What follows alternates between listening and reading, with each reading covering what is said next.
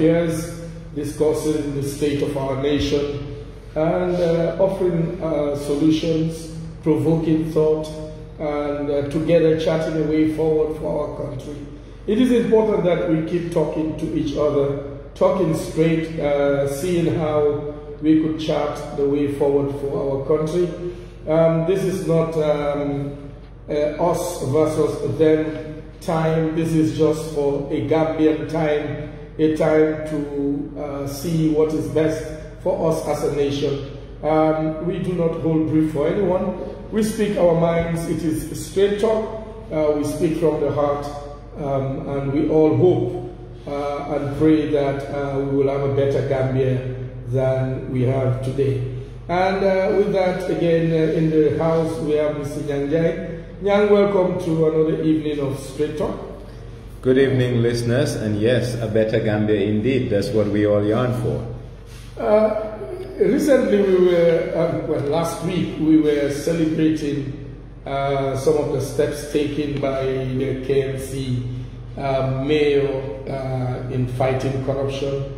Even though the matter is still being investigated, we don't know what the outcome is. But today, is it today also that the Ministry of Local Government and Lands has come up with an instruction, as it were, to the municipality to return the lady back to her position, the CEO. What are your thoughts? I know people have written that, is it that the government is condoning corruption? But the Ministry of Local Government and Lands has some authority, as it, from what I have read, the little I read today in the Local Government Act, to sort of take certain decisions. But what are your initial thoughts on this? How do you see this playing out? Thank you so much. I think we're still living with the remnants of the Jammeh administration, and that's why some of us are not happy that we are where we are. Lamin K. Sadie, get well and get well soon. We are where we are. We need restructuring of the of the Local Government Act, especially the issue of devolution of powers. As it is today, I think the Minister of Local Government is too powerful relative to the people who are elected to take care of the affairs of the municipalities and local governments. So, anywhere where there is perceived corruption, I think it is right to make sure that something is done to curb it, something is done to stop it, and something is done to, you know, have a remedial action. So what I expected was that the local government, even though the law, as bad as it is today, has empowered them, they would have supported the municipality by stating, let the police or whoever do an investigation, then we can move forward. But as it is, I think the Minister of Local Government itself, the ministry, I think they have a vested interest in this outcome, and they should find an impartial party. And an impartial party, I think, is the criminal justice system. Yeah, because I don't think it is wrong to send people on administrative leave. It doesn't mean that they cannot receive their salaries, as it were. But I know if there are investigations, it is important that people move away and the investigations are carried out. And when the investigations are done, then from the report of the investigation, then whatever needs to be done, whether you're firing, whether you're taking it to the courts or whatever, that is done. So for the ministry, even though you have the power to do that, it also seems as if you're not interested in an investigation, the rightful investigation for alleged corrupt practices. Well, if you look at the general orders for the civil service proper, they have what you call interdiction. You go home with half a salary pending investigation. Okay. But long and short of it. But if the investigations don't find you wanting, then you are paid. And come back to work and continue. So basically, there is room to make sure that the aggrieved are heard. There is room to make sure that justice is done both sides, the side of the government and the side of the accused. But you know, with regards to this matter, I think we have put governance on the wayside, and we have allowed political consideration for whatever it is, whether partisan politics or, you know, whatever it is, I don't know, to take, you know, primary or center stage. But it is foolhardy for any government to do such, because what if the investigations come out and find the party guilty? Well, the investigation cannot find the party guilty if the party is still in... No. If the ministry, for me, it's a fait accompli, it's dead on arrival. The ministry should not be the arbiter. You know why? The ministry said they're going to bring an inspection on site to look, and basically that's where the report's going to emanate. Now, if the report emanates there and the lady is found wanting, where will the lady send her petition should she want to? So the Ministry of Local Government should be a neutral party and allow a third party to do an investigation, so that the process, if the lady is found wanting, she can petition the Minister of Local Government. But today, she cannot petition the Minister of Local Government if the report emanated from the Minister of Local Government. But is the Ministry of Local Government not reacting to a petition that possibly she sent to them? No, but there is a process. The process is, I am working somewhere. They have accused me of something. Let me have a fair process. What's a fair process? An independent investigation that's not carried out by KMC and that's not carried out by the arbiter. The arbiter ultimately will be the Minister of Local Government. Okay. So they should recuse themselves from the process of investigation, so that when a petition goes after the fact, you cannot petition before being investigated. It's just like what happened with the APRC guys marching before the report of the TRRC is out. Very similar indeed. Indeed. You know, in election year, I know politicians especially would do anything to have political leverage, but I think it could also be suicidal politically to be seen as a government, as it were, to be condoning corruption. Because the interesting thing is, when this KMC thing was coming out, people were commending the mayor, and we know obviously the mayor is from the main opposition party. Now, for a ruling government that there are numerous allegations of corruption and they have not done much about it, or not been seen to do much about it, now be jumping into an investigation, an ongoing investigation, it could be suicidal. It could be seen by the general public that, well, this government really wants to cover. Today I read in one of the social media, I read somewhere that there is even the issue of the permanent secretary of fisheries. Nobody, he's been set on administrative leave. Nobody has heard about that again. Nobody has had anything or is hearing anything about GT board versus the Minister of Tourism. So is the Gambia government comfortable with corruption? Is the Gambia government corrupt? Is the Gambia government condoning corruption?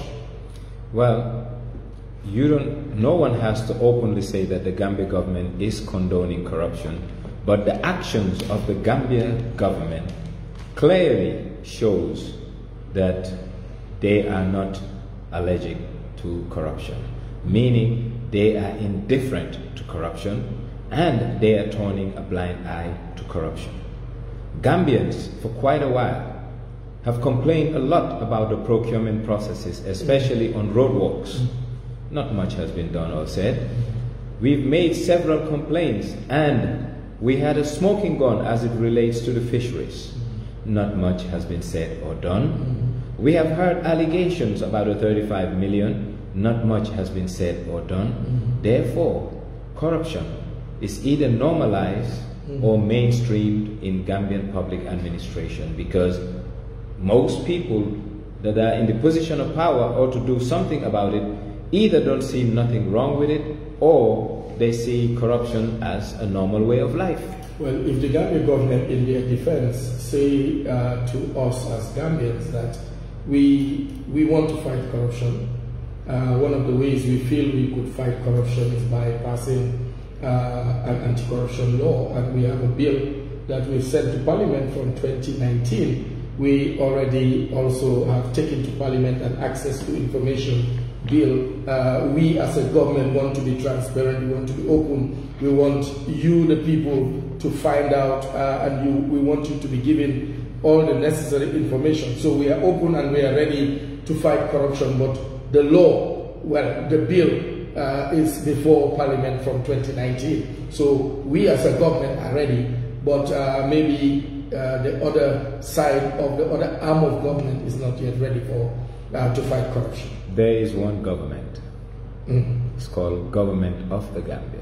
Yeah. The Government of the Gambia, yes, they have separate branches of government, but with all these separate branches of government, the executive is in the driving seat to make sure that the affairs of state holistically are in tandem. So what happens at the executive level shows whether they're interested in an anti-corruption bill or institutionalizing and operationalizing an anti-corruption bill. I can safely say that corruption during Yahya Jammeh's days was highly centralized. Corruption in Adama Barrow's administration is highly decentralized and free for all. Because what we have been seeing happening in this country is not only shameful, but is utter disregard for the Commonwealth and the resources of this country, and nobody cares, and it has gotten to a point people believe you can do whatever you want and not much going to come out of it. So corruption has become a way of life. So even on the flip side of the maybe government position that we're trying to do something, even without an anti-corruption law, you could fight corruption. We don't need anti-corruption law to fight corruption. We have laws of the Gambia that are against graft. The anti-corruption law basically is just going to put corruption under the microscope and have focus, power and authority to fight it without using conventional means. But as it is, our laws, our constitution doesn't condone graft and corruption. And we've seen that there have been a number of reports from the Auditor General. The PACPEC committee keeps investigating or receiving reports from public enterprises when it comes to accountability. Their financial reports are read. And you see instances where there are gaps, there are failures from these public enterprises. Yet it seems as if, the report, the National Assembly would maybe make remarks, but that is where it stops. There is no penalizing the parties concerned. And because of that, maybe people are, like you said, people are just comfortable being corrupt. Well, that's the problem of the electorate, because we send the wrong people to the parliament. Unfortunately, the National Assembly, most people sitting there, with all due respect, are not fit for purpose, nor are they good for the very reason they've been sent there. Most people got their true popularity contest, meaning they're popular within the neighborhoods and communities they're from, but they're not effective nor are they efficient in terms of nation building. But that's the responsibility of the electorate, and we need to own up to that mess we have created. If we want a better National Assembly, we should scrutinize who and the caliber of people we send to the National Assembly, both in terms of competence and also in character. Again, the saying goes that the people deserve, every people deserve the government they have, and maybe that's why we keep having what we have, because even if or when maybe people with the intellectual capacity, not academic necessarily, the intellectual capacity to man positions present themselves for elected office, the people will prefer maybe to take those that are devoid of ideas and intellectual capacity. And we keep having these problems. Like you said, maybe it's a popularity contest, but can popularity really feed you? Can popularity make your life better? can vote in for this same person that doesn't seem to have an in-depth knowledge about the issues and is able to defend their constituency at the national level. If you have these kinds of people, why do you keep putting them there? Well, I want to say unapologetically, without any regrets, that most of the people that are chosen, especially at the cabinet level, are people who are devoid of good character. I'm sorry. The reason I'm saying this, most of the people who enable, they lack conscience. Most of the people who are, appointed to do certain things in the public interest and put the public interest secondary to foster and promote a personal interest, they lack conscience and character. And unfortunately, the lack of conscience and character are more measured in the Gambia than competence and dignity. So, looking at the two regimes, 22 years, devoid, minus the killings, kidnappings, the rape, the enforced disappearances and the like, minus that under the Jammeh regime, do you see much difference with this regime? I've seen worse, and I'll tell you why I've seen worse. Even the enablers during Jammeh's days were measured because they don't want to face the wrath of the brutal brute of Kanilai. Unfortunately, some of the enablers in this administration think they're smarter than the very person that they're trying to enable for. Look at debt. 22 years of Jammeh or 23 years of Jammeh, our total debt stock that we have accrued and accumulated as Gambians, we have gone almost 40% of that in 5 years, almost 5 years. It shows our indifference. It shows our lack of love, especially for the next generation of Gambians. Imagine you getting I won't call it a windfall, it's an unexpected revenue through non-tax that BP paid. You could have used that to draw down the debt. You could have used that to at least establish a national sovereign wealth fund and start saving for future generations of Gambians. But oh no, what do you want to do? Buy cars for governors and deputy governors. What do you want to do? Make expenditures that are non-productive and use it for what? Pay for contracts that are bloated with fat? This is what makes this country bad, because the people doing that know better and know the consequences of their actions. But because of lack of good character, they are indifferent. I know the human rights advocates will not agree with me. I sometimes sit and ask, why are we in Africa so quick to want to get rid of the death penalty? I sometimes sit and ask myself, will it not be better to even introduce the death penalty for corrupt public officials? Because, okay, we have this thing that if you kill, then you could be possibly killed.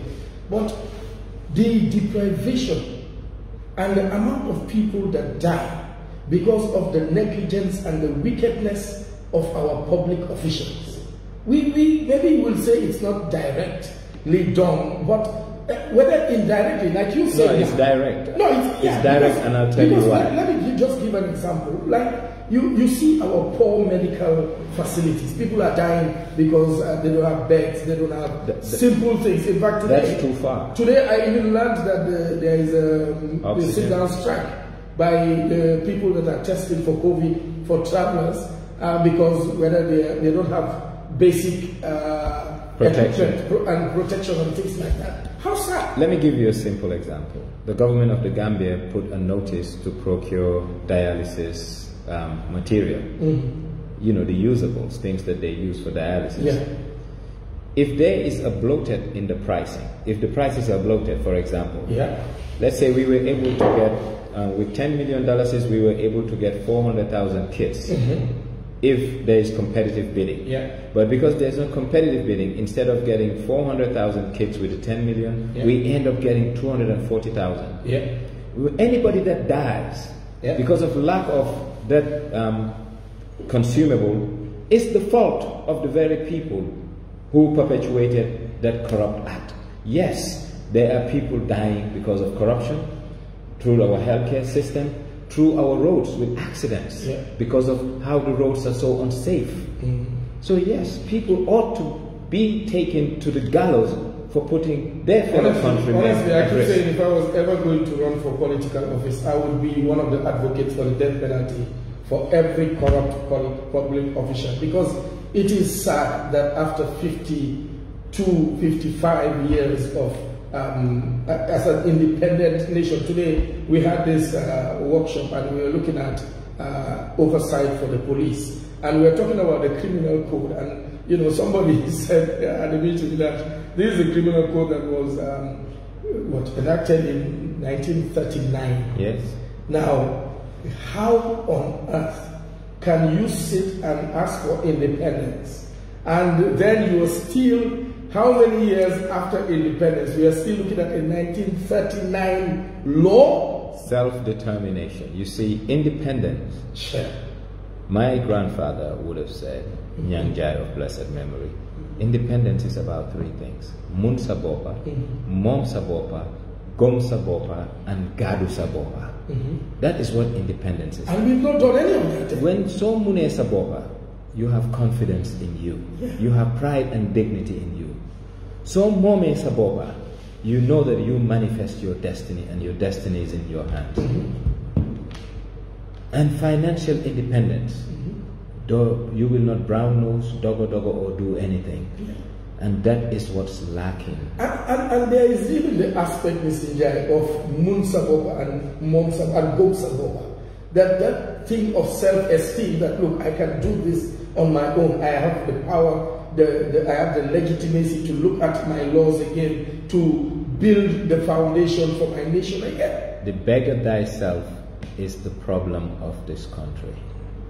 Gambia suffers from self-inflicted wounds, not born out of colonialism, but born out of post-independence selfishness and greed of the elite. Last week we looked at the question: Are we a serious nation? I want to ask this question maybe before we open the lines. Are we a short-sighted people? Because this is it. One, maybe short-sighted. Two, maybe do we have some selective amnesia, or are we just forgetful? Because you look at our nation, we have come from a bitter past. We have people that have enabled the system. Right now, they are somehow the people that are being celebrated. You have people that have been perpetrators. Today, you see them as the ones that are lording things over us. You see criminals that are walking away with whatever loot they have been able to take. People have forgotten that there was a time that there were people that were in position and thinking that they could do anything. Today they are no longer in position. And now the people that are in position are thinking that, well, you know, we could do whatever we want to do, forgetting that there was a Jagger commission and there could be another commission of inquiry. God forbid that we have another commission. Gone should be the days. Why not? Allow me. It's an exercise in futility. What does that mean? Spending millions in commission only to write volumes. It's about time we take each matter independently, investigate and prosecute. Okay. It's a shame that this transitional government spent hundreds and hundreds of millions of dollars and other government resources to just tell us what the story was. Gambians are not interested to know what the story was. We want remedial action. So commissions are not what we need. Prosecution is what we need. But you said something earlier, and I think that's one thing. Gambians are not myopic. Gambians don't suffer from selective amnesia. Most of the people don't understand the dynamics of power, and they cannot handle power. And that's why most put themselves in a mess. And once they find themselves in a mess, to sustain their freedom, to sustain their perceived dignity, even though we all know that they're thieves, is to continue to stay in power. And that attempt to continue to stay in power make them do things that otherwise they should not do, and it becomes a whirlwind and a revolving door. You cannot stop. It's addictive. And this is why exactly I said that we are not beyond getting back into a dictatorship, in the sense that when people want to cover their tracks, when people want to self-perpetuate, they will do anything to stay in power. Absolutely. And after some time, then you hear that this person has disappeared, some misfortune has hit somebody, and it's like the state machinery all over coming back and now beginning to self-perpetuate, to cover their tracks, and then to do anything just to stay in power. You know, our culture, whether it's the Mandinka Wall of Fuller, and our communities have completely failed the Gambia. 50 years ago, Jom, Orma, Judu were things people pride of. Jom, meaning you have pride. Orma, gratitude. Judu, your origin. These are things that people prided themselves with, and they don't want to stain their names nor that of their families. Today, our country celebrates enablers. Our country celebrates thieves. Our country celebrates people who loot the Commonwealth and the greater goods resources. And those are the good sons and daughters of this country. And I like to name names, and I name them without hesitation. Sidin Jai. That man should not have any place, spot, or even a square inch of Gambian goodwill to even talk on Gambian public issues. But unfortunately, Jom, Orma, and Judu has eluded him and people who celebrate him. Wow. You know, some time back you talked about the issue, what was it now? But it has to do with people in public office. Maybe the issue more of job, that perhaps certain people will be offered positions and certain people will not do certain things. Certain religious leaders, Jawara will not see it in their eyes to tell them certain things or call them anyhow. Recently, some religious leaders went to State House, and I asked the question, is this a repeat? Is this Jame 2.0? What do you expect if most of the people who are organizing this were there? You see, church and state should not be mixed. And the government should be the one who should desist and who should also make sure that such attempts are not put into fruition. The government of the Gambia must not create platforms to bring religious people to talk about our political issues. Our political issues are civic issues that should be dealt in a civic platform, organization, etc., etc. Religion and church should never be mixed because it's a recipe for disaster. But why can't the religious leaders just stay away from sins? Poverty is a crime. And like I said, Jame used poverty as an instrument of repression, but once again, poverty is being used once again as an instrument of repression. All right, listeners, we will open the phone line. The number to call is 446-1193. 446-1193. 446-1193 is the number to call here on West Coast Radio. This is Straight Talk being brought to you into your homes by Mr. John Charles Njai and Mr. Yang Njai. You could call and join the conversation.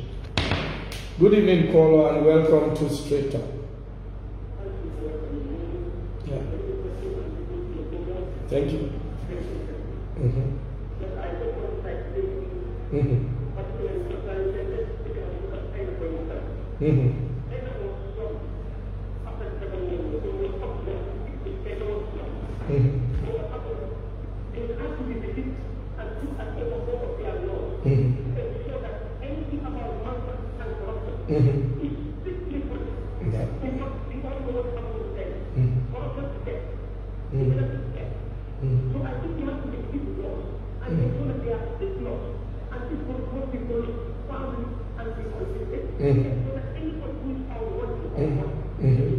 Yeah.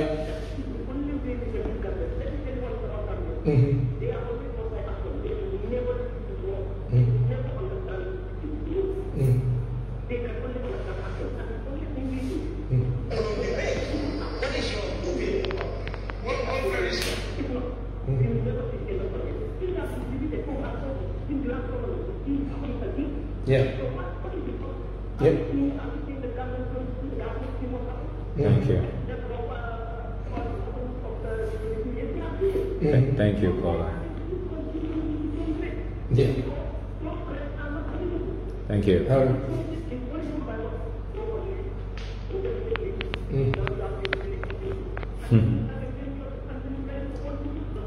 Yeah. Yeah.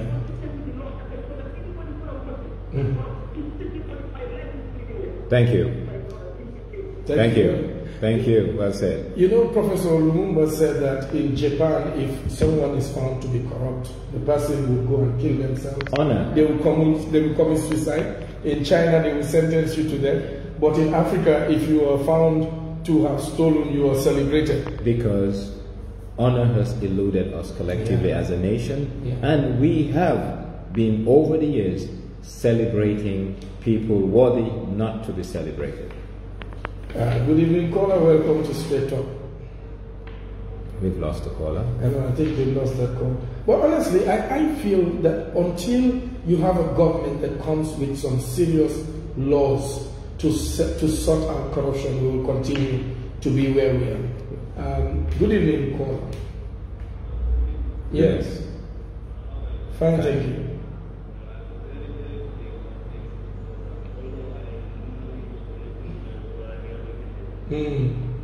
Welcome back.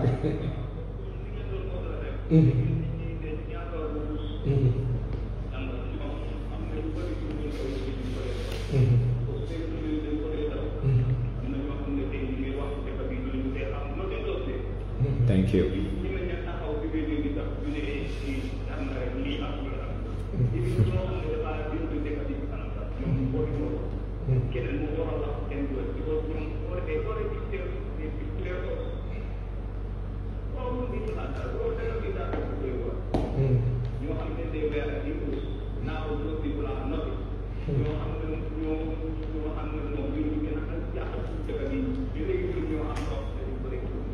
Yeah. Thank you.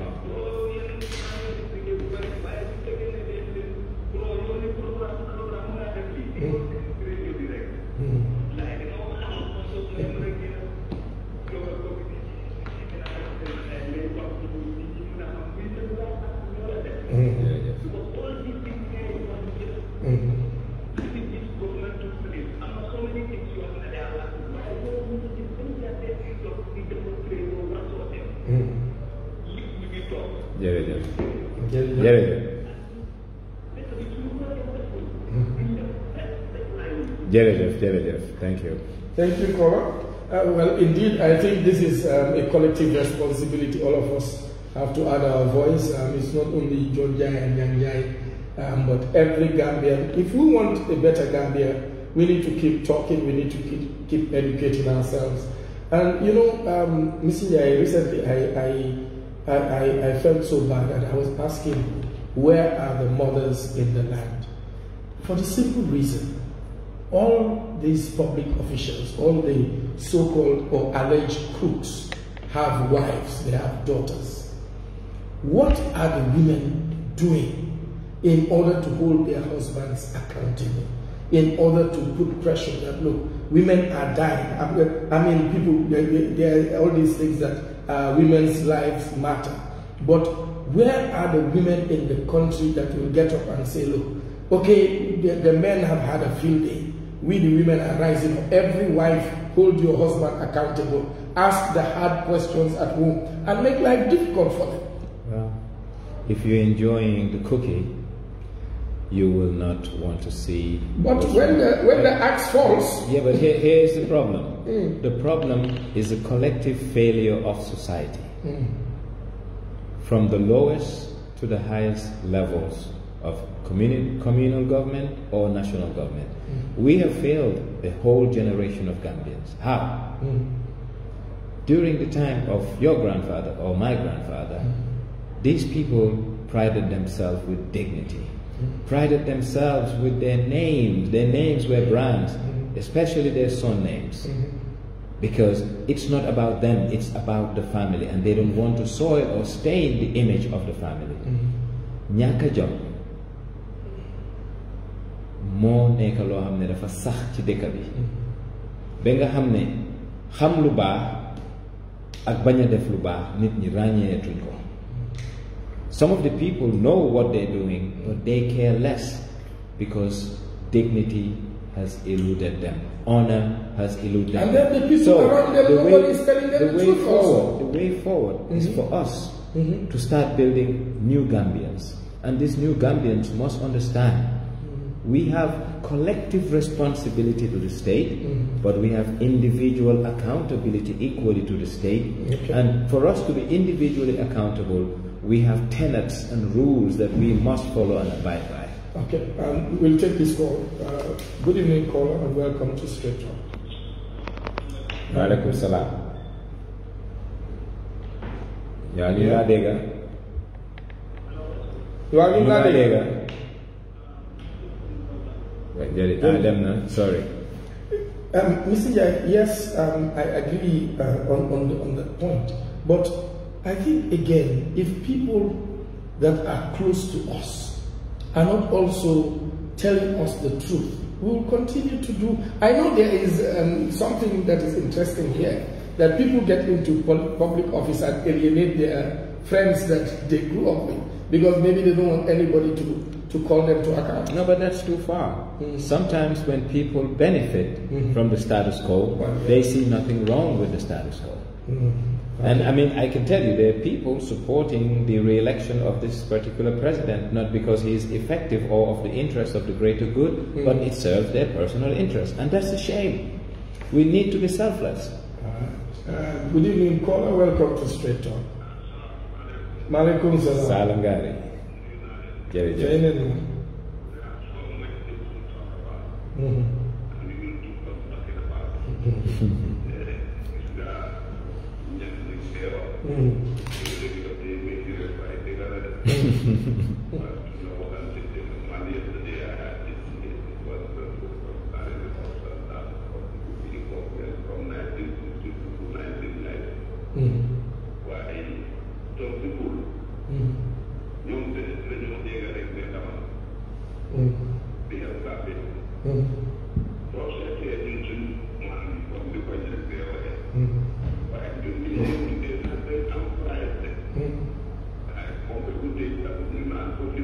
Definitely.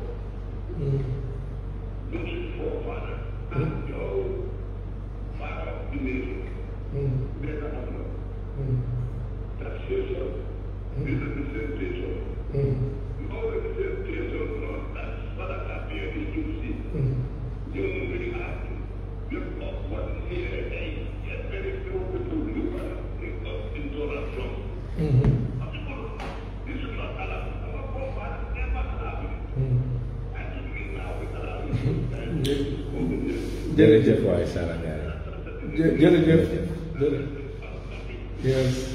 Welcome. Mr. Jai, you said we have to build a new Gambia, but a new Gambia. No, yeah, new Gambian, but the younger generation is looking up to the older generation for leadership, for inspiration, and if all they see is corruption being condoned, is people putting material wealth and material things before dignity, and people, doing the dogo thing, and people without integrity are the people that are speaking to us, then how are we, and when are we going to have this new Gambia? What makes an encyclopedia relevant is the references at the back, and the Wallace will call it royukai. Réew amatut royukai bu fekkee ne amna. Lan moo tax amatut royukai? Dañ institutionalize matay, dañ institutionalize ñàkk jom, dañ institutionalize dogo. Kon réew mi fokk ñu liggéeyaat citizen bu ees. Citizen bu ees bi nag ki ko mën a liggéey du citizen bi nga xam ne dafa yaaxu ba pare. Moo tax Some amongst us must wake up, rise up, and be counted as the new transformational leaders who are going to rebuild a tattered nation. This nation needs redemption. This nation needs salvation. And the salvation will come from within and from those who are willing to stand and be counted as change agents and makers. Well, the change agents and